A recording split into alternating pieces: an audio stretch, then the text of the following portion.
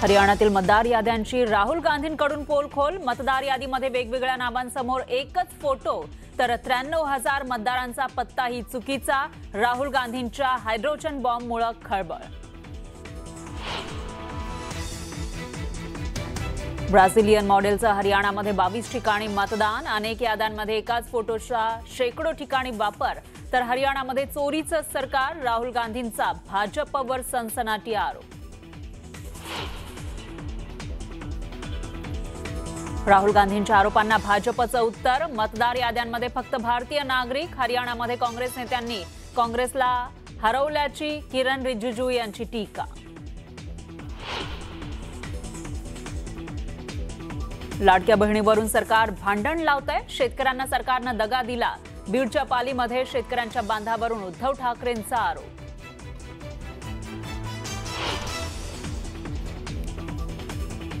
जूनची मुदत आम्हाला अमान्य। आत्ताच्या आता कर्जमाफी करा, तर दयावान सरकारचा अजूनही अभ्यास सुरू। उद्धव ठाकरेंचा सरकारवर हल्लाबोल।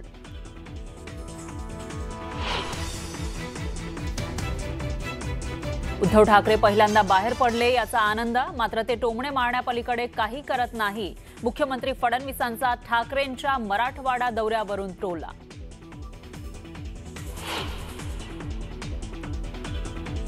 गुंड निलेश घायबळवर आणखी एक मकोका। घायबळ टोळीनं तरुणावर केलेल्या हल्ल्याप्रकरणी पोलिसांची कारवाई।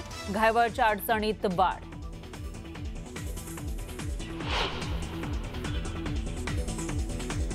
गजा मारणे टोळीतल्या कुख्यात गुंडाला बेड्या। सुनील बनसोडेला बारचे माळवाडी भागातून अटक। बनसोडेवर मकोकासह अनेक गंभीर गुन्ह्यांची नोंद।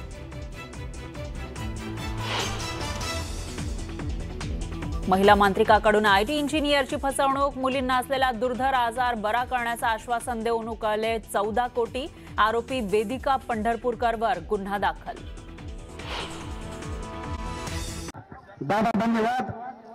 संकटाच्या काळामध्ये मी शेतकऱ्याच्या वतीनं खरं तर डॉक्टर चेतन बोराडे, ओम दादा, कैलास पाटील, मी शेतकऱ्याच्या वतीनं आपल्या मनपूर्वक कृतज्ञता व्यक्त करतो। संकटाच्या काळामध्ये तुम्ही तुमच्या पक्षाच्या वतीनं आम्हाला आमच्या घरापर्यंत सेवा दिला, त्याबद्दल मी तुमच्या सर्व टीमचं आभार व्यक्त करतो। साहेब 70% लोक आम्ही दामचा शेतकरी सर, 70% लोकांना आजही रुपया मदत आलेली नाही। तुम्ही ते जागा म्हणता 2,000 3,000, 70% लोकांना बँकेच्या खात्यावर पैसे आलेले नाहीत। त्याला कारणे दिली जातात, तुमचा फार्मर आयडी ऍक्टिव्ह नाहीत। तुम्हाला हजारो शेतकरी देतो, फार्मर आयडी ऍक्टिव्ह असतानाही त्याच्या खात्यावर रुपया जमा झालेला नाही। यादी सर फार्मर आयडीची दिगंबर गजरे, योजना बोरे, चंद्रकांत पाटील कुठे फार्मर आयडी ऍक्टिव्ह आहे, खात्यावर रुपये बी नाही। विहिरीचा पंचनामा केलेला का पाठसांगवी राजाभाऊ नाईक नवरे चित्र घ्या। शांत राहा, फक्त शांत राहा। मी आपल्या वतीनं सविस्तर साहेबांसमोर बाजू मांडतो, टेन्शन तुम्ही काहीच घेऊ नका, आपल्याकडे पुरावे आहेत। साहेब सरकार एवढं मूर्खात काढतायत आम्हाला। यांनी सांगितलं होतं आपल्याला पंजाबच्या धर्तीवर 50,000 रुपये हेक्टर आम्ही मदत देत आहोत, पंजाबपेक्षाही जास्त तुम्हाला मदत देत आहोत। साहेब एक मिनिट, एक मिनिट तुम्ही शांत राहा।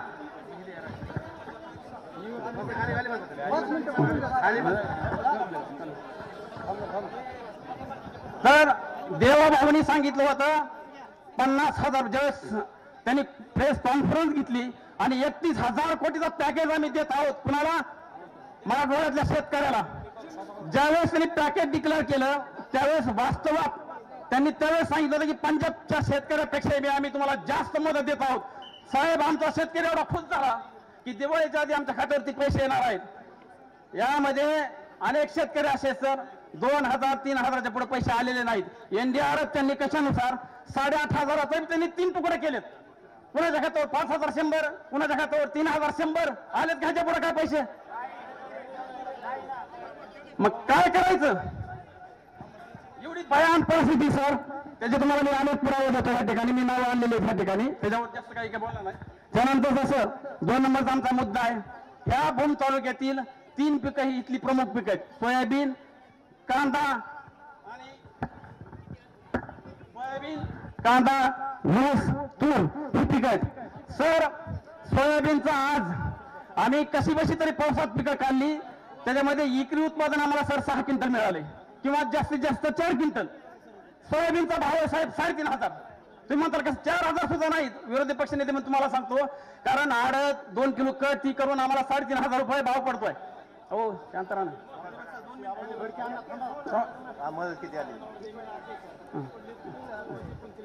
हो आहे मी सांगतोय ना, ते मी शॅम्पल सांगितले त्याला उदाहरण दिले. सोयाबीनचा भाव आहे साहेब 3,500 रुपये. आतापर्यंत शेतकऱ्याजवळ आता 1 क्विंटल माल शिल्लक नाही. सारा व्यापाराच्या खिशात यांनी माल घातला.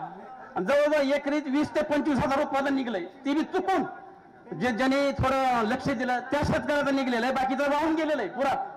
कारण 100 वर्षामध्ये इथं पाऊस असा झालाच नाही. तुम्ही ज्या हवेने हवा रातभर बंद होता हवे आणि इथून फक्त 3 किलोमीटर उगवलंय. इथं अशी परिस्थिती होती, त्याच्यानंतर खाली काय परिस्थिती असेल. तर 3,500 रुपये भाव असताना सर कमीत कमी ग्लोबल हिशोब सांगितला तर एकरी 25,000 रुपये खर्च आहे सोयाबीनचा आणि आम्हाला पट्टी ती 22,000 रुपये. कसं जगायचं आम्ही. हमी भाव आहे किती सोयाबीनचा हवा भाव 5,328 रुपये हमी भाव आहे. हमी केंद्र चालू करायचं डोक्यात शासनाच्या अजूनही नाही. 15 नोव्हेंबर पासून 15 नोव्हेंबर पासून हमी केंद्र चालू करायचं त्यांनी आश्वासन दिलंय, पण शेतकऱ्यापाशी 1 क्विंटल माल आज नाही. ही वास्तव आहे साहेब. त्याच्यानंतर कांदा इथलं प्रमुख पीक आहे. कांद्याची काय परिस्थिती. आज मार्केटचा भाव आहे साहेब 10 रुपये. कालचं मी मार्केट विचारलं सोलापूरला, नवीन कांद्याचा भाव हा 10 रुपये किलो आहे. मला तुम्ही सांगा साहेब 2000 मध्ये मी ज्यावेळेस लहान होतो त्यावेळेस सोयाबीनचा दर 3,500 रुपये होता. 2025 मध्ये सोयाबीनचा दर 3,500 आहे. कांद्याचा दर 10 रुपये किलो होता 2000 मध्ये. 2025 मध्ये तो दर 10 रुपये आहे. साहेब आम्हाला जमिनीतला माती काढावं लागेल. माती ही भयान परिस्थिती इथली साहेब. आम्ही कसं जगायचं. आणि त्याच्यानंतर शांत राहा की मी बोलतोय ना मी. त्याच्यानंतर साहेब दूध इथलं प्रमुख पीक. दूध हा प्रमुख व्यवसाय इथला. बोन तालुका दुधाच्या बाबतीत महाराष्ट्रात 1 नंबरला अग्रेसर होता. आज दुधाची परिस्थिती अशी तर 25% दूध इथलं आलंय. का तर खुराकाचे भाव डबल झालेत आणि दुधाचे भाव 30-35च्या पुढे जायला तयार नाही. आणि सरकारचं सांगतंय सक्षम भारत केला पाहिजे. आज सक्षम भारत, समृद्ध भारत, पीक डबल केलं पाहिजे असं सरकारचं धोरण आहे. पण माझं स्पष्ट मत आहे दूध साहेब आम्हाला भाव तुम्ही नका देऊ, पण त्याची दुधाची भेसळ करतात ना लोक 50% ती कमी करा. आम्हाला आपोआप 70 ते 80 रुपये भाव मिळतोय. ही ग्राउंड रिपोर्ट आहे. तुम्हाला क्लिअर सांगतो आम्हाला भाव देऊच नका. आम्हाला कर्जमाफी करूच नका. विरोधी पक्ष दादा तुम्हाला पण सांगतोय आम्हाला कर्जमाफी करू नका. कारण आमची जी खुली व्यवस्था आहे मार्केटमध्ये जगाच्या बाजारपेठेत आम्हाला खुलं भाव द्या. आम्ही कुणाच्या भावाला घेत नाहीत. बरोबर आम्हाला भाव मिळतोय, बरोबर आपल्या बाजारपेठेला भाव मिळतोय. आणि सर्वात दुर्दैव शेवटचा मुद्दा सांगतोय. एक मिनिट 2000 ची ज्यावेळेस मागची लोकसभा झाली त्याच्यामध्ये साहेब आपल्याला भरभरून यश दिलं. आम्ही सर्वांनी मतदान केलं. आपल्याला जागा भरपूर आल्या.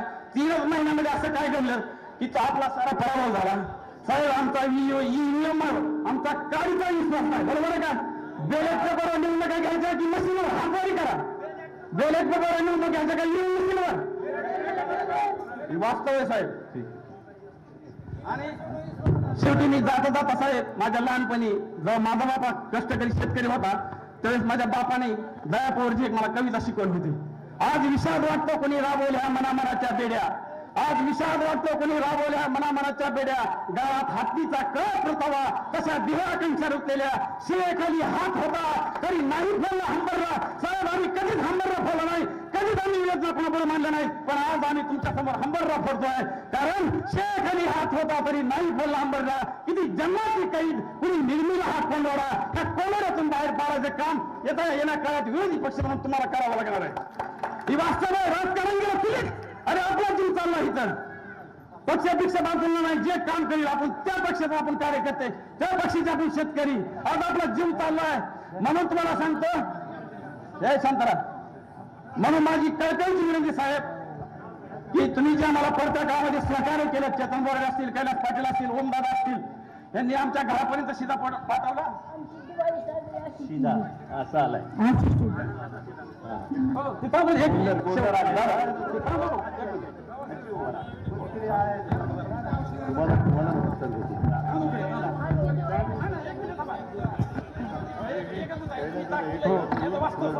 हॅलो साहेब, ही जी तांदूळ आहे ना 2009 पासून आम्ही आहे का शेतकऱ्याची मुलं, आमची सर्वांच्या शेतकऱ्याची मुले जिल्हा परिषदेच्या शाळेत आहेत. जिल्हा परिषद शाळेमध्ये पालन पोषण म्हणून उत्कृष्ट आहार म्हणून हा तांदूळ दिला जातो. हा उत्कृष्ट आहार आहे का? हे तांदूळ गेली 15 वर्ष ह्याला जनावर सुद्धा खात नाही साहेब. ही जनावर सुद्धा खात नाहीत, लेकरं तर खातच नाहीत शाळेत. ह्याच्यामुळे फार मोठा फ्रॉड आहे साहेब. ही तांदूळ शाळेत दिला जातो, ती लेकरं खात नाहीत. ही किती वर्ष चालले साहेब?